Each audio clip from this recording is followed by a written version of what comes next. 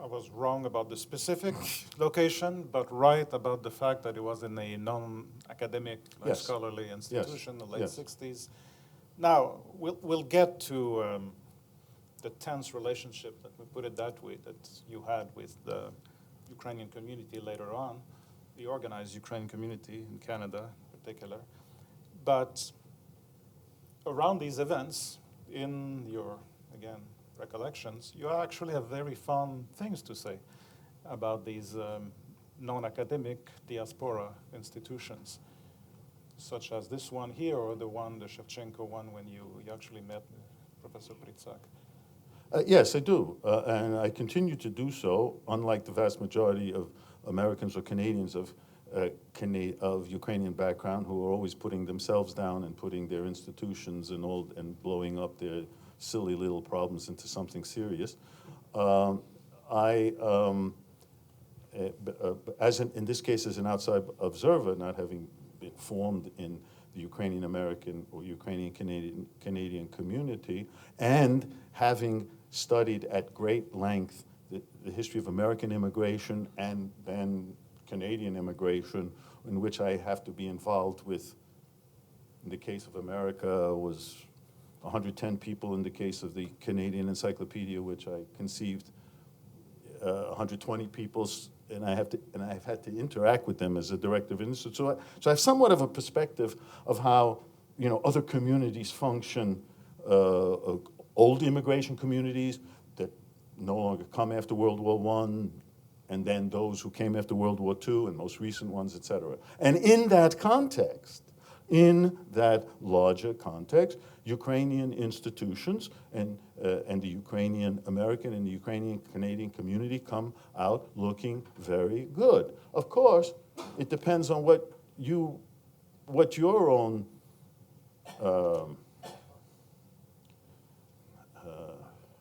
goals are or what you appreciate. I appreciate people who are not ashamed of their cultural origins, who are proud to maintain their languages and their cultures wherever they are. That's not necessarily always an ideal for all cultural groups. There are some who just love to assimilate, certainly if they're immigrants, willingly or unwillingly, but Ukrainians do not. And so that's a characteristic, if you will, that I have some respect for.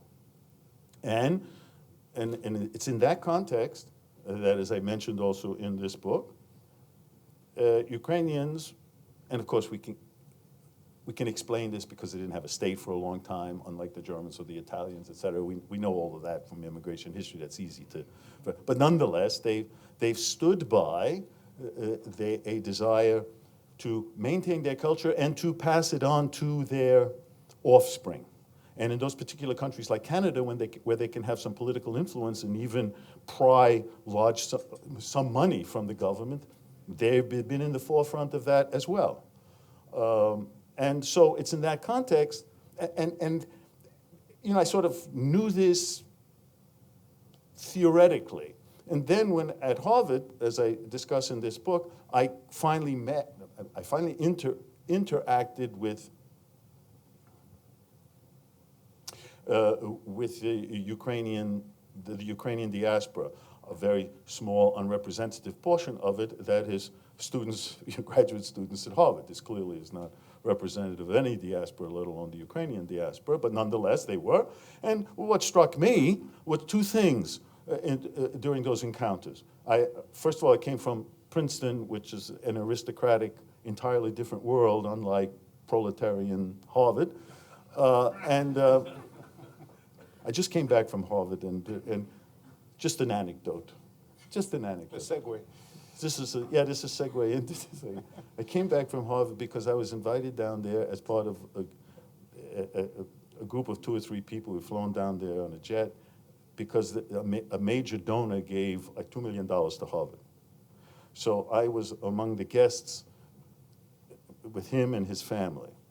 And so I'm now seeing Harvard, and they gave us a tour of Harvard, right? And of course, it's not with a student, this is a former dean who gives us the tour. And so it's very interesting to see how how Harvard sells itself, right? And it does a very good job. That's why they have this phenomenal endowment. You have to cultivate all these things. So now we're getting, this guy's being cultivated, and I'm just, tagging along. And his two relatives, or his in-laws or something, I forget, whatever it is, they're with us. And the woman says, oh, we just came back from, no, we're talking about the architecture in Harvard Yard. We're in Harvard Yard, talking about the architecture. And she says, how attractive it is over the sun. She says, but I just came back from Princeton, and it's nothing like Princeton. And I said, shh, don't say that too loud. Where was I? That's the problem with Segway. That's the problem with Segway. I just segued myself out of the question. It'll probably come back to me. Where was I? Now, let's see. Whoa, where was I? You see? Who was listening? Huh? Oh, yes, that's right. Ukrainian students at Harvard. Yeah, got it. Thank you. At least someone's listening. So, what the Ukrainian... Yeah, this was a shock for me, coming from an institution like Princeton. I entered a Ukrainian ghetto. I mean, all these people were interested, and these are now either PhD candidates or, and intelligent people, and all they were interested in talking about was, who was going to the next class thing and what religious organization or what church is more patriotic, the Greek Catholic one or the Ukrainian Catholic, Ukrainian Orthodox one, et cetera, et cetera, et cetera. The level was devastatingly parochial. Devastatingly parochial. At the same time that these people are saying, feeling so self-important, that they're at Harvard, and they're not like these immigrant institutions, whether it's the Ukrainian Academy of Arts and Sciences or the Shevchenko Scientific Society, where you have all these old duffers from the 1930s who just gather every once in a while, late on a Saturday afternoon or Sunday night, whatever they do, and they pretend to be scholars, unlike the serious people at Harvard. Well, my opinion of that was, what did you do in your life so far and subsequently? And some of them did very little, some of them did a lot.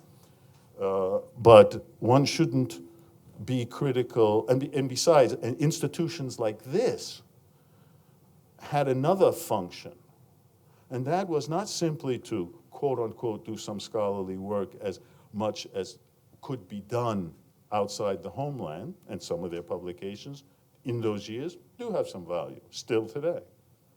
But it gave an opportunity for individuals who came from a world that was totally wiped out and from which they were totally divorced, that they could interact, they could speak their language, they could feel human. And so from that standpoint, I spoke and continue to speak positively about those institutions. You compare them to the experience of other immigrations, and particularly older ones,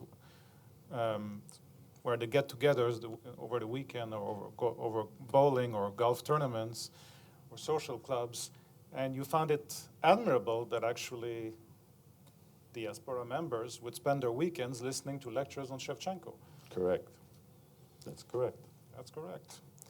So you have this vantage point of, you portray yourself a bit like an outsider looking in, from the outside looking in.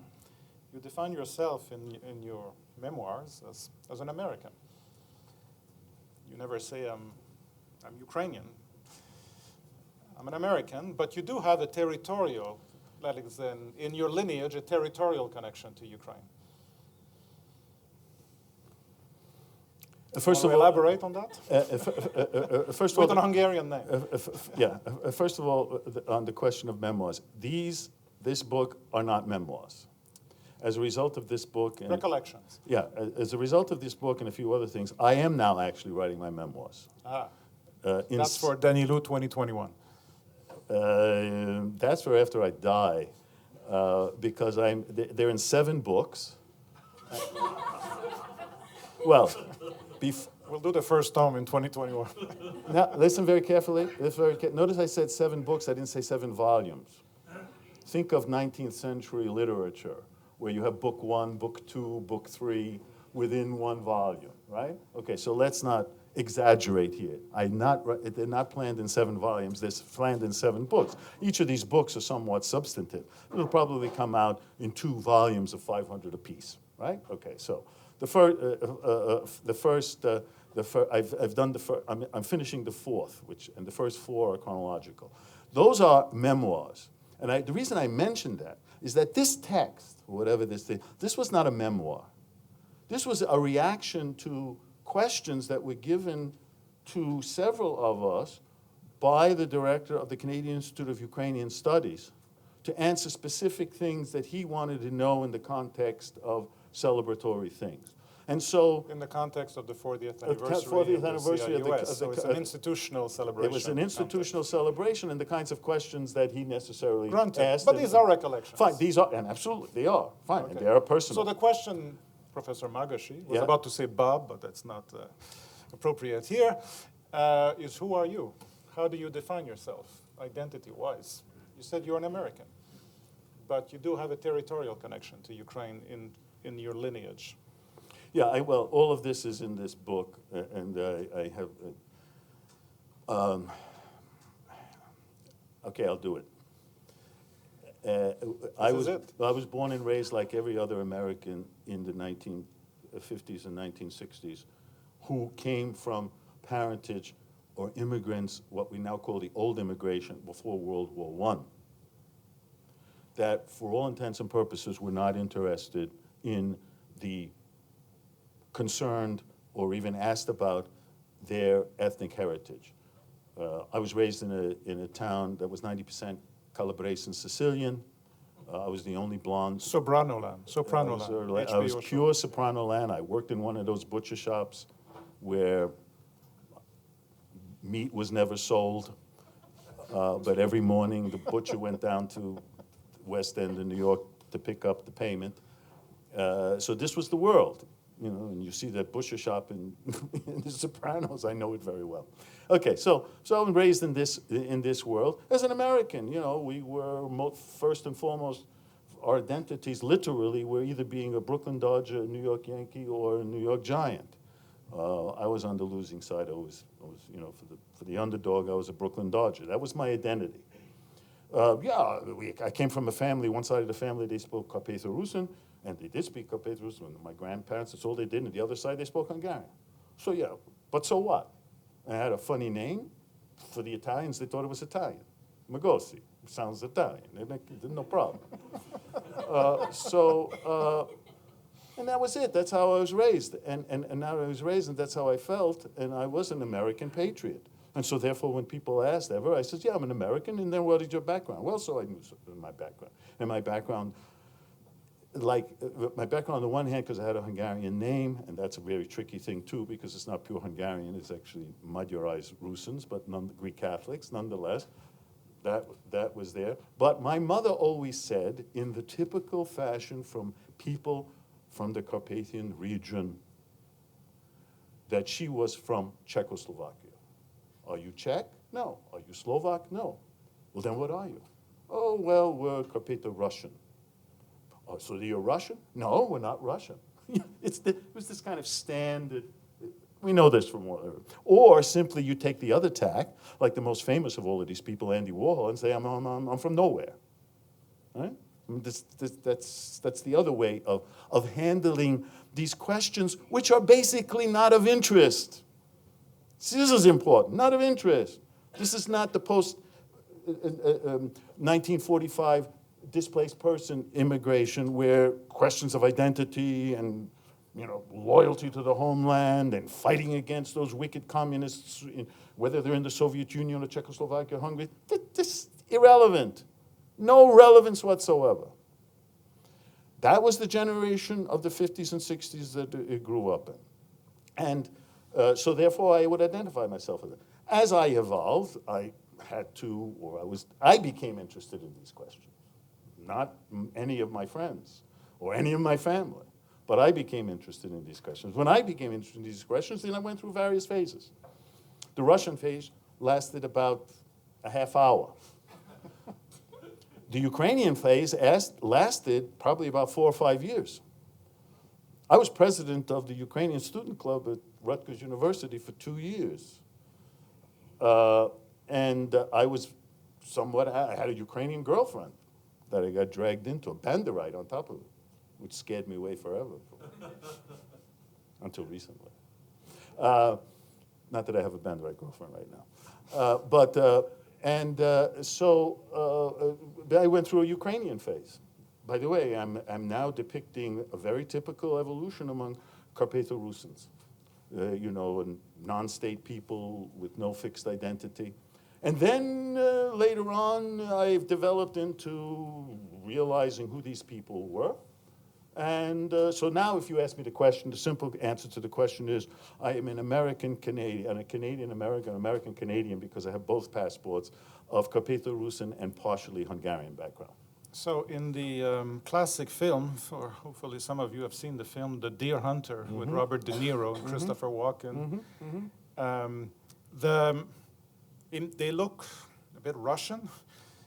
There's a famous quote-unquote Russian wedding with Meryl Streep. But these are your people, aren't you? That's exactly what they are. It was filmed in Lemko Hall. The Lemkos are Carpatho-Rusyns. It was filmed in Lemko. The wedding scene was filmed in Lemko Hall in Cleveland. The wedding was in the St. Theodosius Russian Orthodox Church, which, like the vast majority of Russian Orthodox churches in the Orthodox Church of America, were founded by Carpatho-Rusyns and Lemkos. And the opening scenes, the steel mill scenes, I think, are done in Allegheny, Pennsylvania. But the opening scene where Meryl Streep is in the supermarket, beat up from her drunken father or whatever, is actually, all of these structures still are there, including Lemko Hall, which is now transformed into a high-end condominium. But the church is still there, and the old supermarket is still there. And I remember, because we went and visited one day, we did a kind of reportage on this and related to the film. And I'll give you an insight into this film in one moment, because it's not uninteresting. But we went there, and we were walking around the streets, and we bumped into some woman, living in these old rickety, run-down, rusted steel belt, clapboard buildings. And she comes out and she starts talking to us. And so we were asking where, there was the film there, and she started running into the film. Oh yeah, remember that? And I kissed Robert De Niro, so because they used locals in this thing. And where are you from? Well, my parents come from somewhere in Snežnik, which is a small town in the Carpatho-Rusyn area of northeastern Slovakia, present-day northeastern Slovakia. But why were we interested in this film? This film caused a great stir, actually, in the Carpatho-Rusyn community. Why? Because you mentioned this wedding scene. And the wedding scene, I don't know if you remember, the guys, they're off to Vietnam the following morning. And so they're drinking. And A lot. Huh? And A they're lot. drinking, well, they're drink normally. It's all a question of perspective, my teetotaling Slavic style. Québécois. We also go back a long time. So, but what was the problematic scene? They get drunk, and there's an argument with the bride, and he turns around and he punches her in the face. This would never happen. That is verboten in this culture and in many. You never strike a woman, never.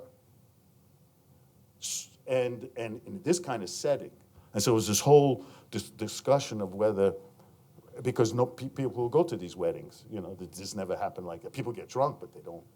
And guys will beat each other up. That's a different story. That's normal. That's good. But never strike a woman.